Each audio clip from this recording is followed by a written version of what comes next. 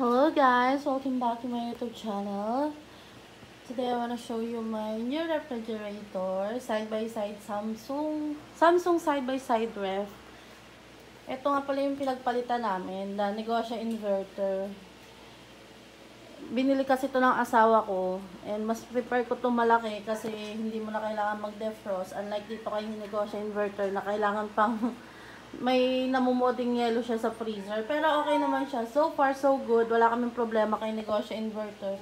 Kaya lang dumating to, nagkaroon kami ng ganito. Syempre, doon tayo sa sa side by side. Ano pa lang siya, bali 3 days old pa lang siya sa amin. Wala pa kaming idea yung sa kuryente consumption. And malalaman natin siya after a month. Pero feeling ko naman tipid siya kasi inverter nga. Tapos ganito, sabi nila ay energy efficient daw siya. Ayan yung ano niya. And tara, buksan natin. Ayan pala yung loob niya, mga moms. Pasensya na, wala kaming ito ang side by side ref. Hampas lupa version edition kasi wala tayong panlagay pa. Hindi pa kami nag-grocery. Unlike doon sa mga nakikita natin, di ba, sa mga TikTok na nag-aano sila, nag-refill sila ng ref nila. Ayan, malaki naman siya, mga moms. Ako ay 5'2", parang, ay 5'2" ang height ko, tas mas mataas siya sa akin. Ang laki niya. Ang isa sa nagandahan ko dito, kasi yung sa kundura namin before, nasa baba yung lagay niya ng mga tubig.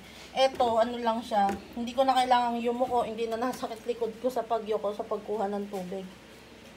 Ayan, may dalawa siyang drawer sa baba, na lagay ng gulay. Wala pa kaming stocks ng gulay. And eto, malaki siya, marami siyang mailalaman. Pero, para mas malaki yung freezer niya. Ito yung freezer niya. Tcharan! Diba? Ganda yarn! Ayun yung typical na hampas lupang ref. Ayan yung mga yellow. Gumagawa ako ng yellow panlagay sa aso namin. Kasi kapag sobrang init, nilalagyan namin siyang yellow. Ito yung isa sa maganda niyang, ito yung isa sa nagpaganda sa kanya kasi ang laki ng freezer niya. Yan, buong yung lahat ng left side is freezer siya. Ayan, tingnan mo yung ice cream na hindi ko alam ilang ito eh.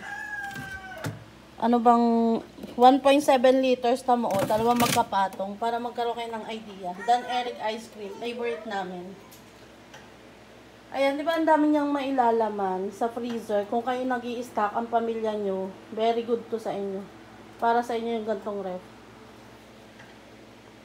Sa kasi sa mga Facebook group like Home Buddies, ang dami kong hindi magagandang nababasang review tungkol sa Samsung ref. Pero kasi may napanood din ako sa isang YouTube channel na ganito din yung ref niya, ibang model lang, side by side. So far so good, wala naman silang problema. Sana wala din kami maging problema dito. Kasi meron din kaming Samsung TV. Sabi ng iba na pangit daw yung Samsung TV. Pero itong aming Samsung is 6 years na siya. Wala pa kami nagiging problema. At wag naman sana magkaroon ng problema kasi wala kami pambili ng pamalit. Ayan mga moms, isa to sa pinaka nagustuhan kong feature niya. Eto. Ayan, tamo kalalagay ko nga lang to, halos tumigas na kagad. Ayan yellow na kagad siya. Yung ganito, 3 hours lang, or 2 hours. Basta inurasan ko kasi 3 hours ko siya chinek, matigas na. Hindi ko sure kung ilang oras talaga siya natigas. Pero yun nga, 3 hours, matigas na siya. Kaya ayan, ang dami ko kagad, yellow. Hindi naman kami mahilig mag-yellow.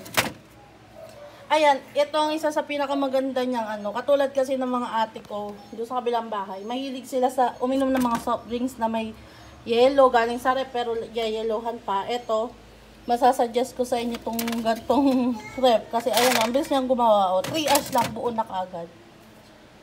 Ayan, diba? Ang dami niyang lagayan. Kung malaking pamilya kayo, balita ako na lang kayo after a month tungkol sa kuryente namin, kung magbabago baga, kung mas bababa or mas tataas. And after a year, mag-update ulit ako tungkol dito sa rep namin. Pero yung sabihanan ko, ganito din yung rep nila. So far, so good naman. Nagtitinda pa nga silang yellow eh. Supplier sila ng milk teahan. Tapos ilang buwan na din yung rep nila. Walang problema. Maganda at maayos pa din. Yan lang for today mga moms. We'll update you after a month tungkol sa kuryente niya. Ay nga pala, isang maganda pang feature niya mga moms is yung kapag matagal na siya nakabukas, nag-a-alarm siya. Tumutunog-tunog. Kung naririnig niyo kanina, ayun, nag-a-alarm siya. Parang nire-remind ka niya na ang tagal na nakabukas ng ref mo. Tapos eto, hindi ko alam anong settings dapat eh. Pero inano na namin siya sa pinakamababa. Feeling ko ito na yung pinakamababa kasi todo na yan. And maganda pa din naman, maayos, mabilis pa din mag-yellow. Kaya in-stay na lang namin siyang ganyan. Ang laki niya, di ba? Dinikit ko lang yung mga ibang ano namin, ref magnet dyan.